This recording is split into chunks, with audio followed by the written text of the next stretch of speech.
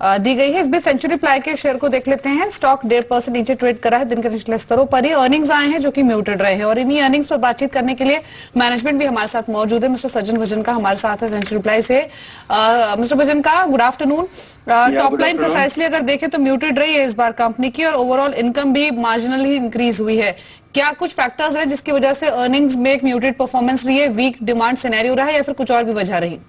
सबसे बड़ा कारण तो है वीक डिमांड सिनेरियो, बिकॉज हम लोग डिपेंडेंट है हाउसिंग के ऊपर और तो इसके अंदर इन्वेंट्री डाइल्यूट हुई नहीं एंड बहुत बड़ा निवेश भी इसमें आया नहीं और जो डिमांड कम है हमारे सेक्टर के लिए वो इसका बहुत बड़ा कारण था। और दूसरा कारण था कि हम लोगों ने दाम कमती नहीं किया।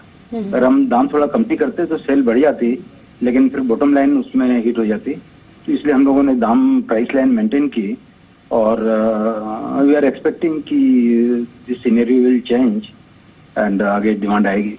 जी बिल्कुल। मिस्टर भजनका, आपसे ये भी जानना चाहेंगे कि जिस तरीके से आपने कहा कि एक वीक डिमांड जरूर देखने को मिली है इस क्वार्टरली रिजल्ट्स में, साथ ही कंपनी कैपेसिटी एक्सपेंशन कर रही है अपने यूनिट्स का, तो दोनों को ही देखते हुए किस तरीके की सिचुएशन को आप टैकल कैसे करेंगे और मार्जिन्स पर किस तरीके का इसका असर पड़ेगा आगे आने वाले क्वार्टर्स पर?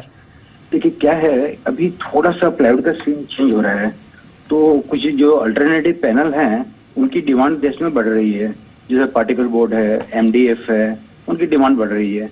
तो हम जो नई कैपेसिटी एक्सपांड कर रहे हैं, एक तो चेन्नई में हम पार्टिकल बोर्ड प्लांट लगा रहे हैं जो हमारा मार्च में चालू होने वाला है, और उसके अलावा एक एमडीएफ प्लांट हम लोग पंजाब में लगा रहे हैं, पंजाब के होशियारपुर में। तो वो भी पूरी उसकी तैयारी जोर से चल रही है और होपफुली दिसंबर जनवरी तक वो भी चालू हो जाएगा। तो एक तो हमारी जो और आ रही है और सेकंड जो हमारी कैपेसिटी आ रही है वो भारत से बाहर आ रही है, बर्मा के अंदर, लाओस के अंदर। तो वो मेन है कि वहां से पहले जो टिम्बर इंडिया आता था उसको हम लोग यहाँ प्रोसेस करते थे, तो उन्होंने टिम्बर का एक्सपोर्ट बैन कर दिया, तो वो लाओस से भी बैन कर दिया, बर्मा से भी बैन कर दिया। तो उसकी जगह हमारी इतनी यूनिटें हैं, 6 यूनिटें इंडिया में है, 1.5 लाख स्क्वायर मीटर डेली माल बना के हम बेचते हैं, तो उसके लिए हमको रॉ मटेरियल सिक्योरिटी चाहिए थी। तो हम लोगों ने उसको लाओस और बर्मा के तहत उसको सिक्योर कर लिया, तो वहां से ये आएगा। और फिर आज भारत में जितनी और छोटी बड़ी यूनिटें हैं उनको भी इंपोर्टेड विनियर, फेस विनियर चाहिए, तो हमारी यूनिटें उनको भी देगी जो हम लोग लगा रहे हैं।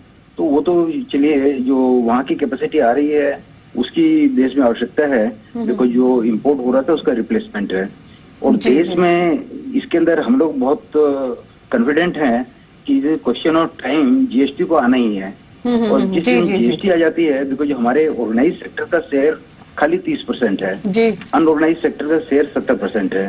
तो जीएसटी जिस दिन आएगी हमारा टैक्स का बर्डन 28% से घट के 18% हो जाएगा, और जो अनऑर्गेनाइज सेक्टर का है 8% से बढ़ के 18% हो जाएगा। ये बहुत बड़ा गेम चेंजर होगा। Then there would be huge migration from unorganised to organised. जी जी, चलिए शुक्रिया मिस्टर भजन का बातचीत करने के लिए। तो वीक डिमांड सिनेरियो का रिफ्लेक्शन दिखा है कंपनी के अर्निंग्स पर गोइंग फॉरवर्ड डिमांड स्थिति इंप्रूव होते हुए देख रहे हैं मिस्टर भजन का। इसके अलावा कुछ और कॉलर्स से बात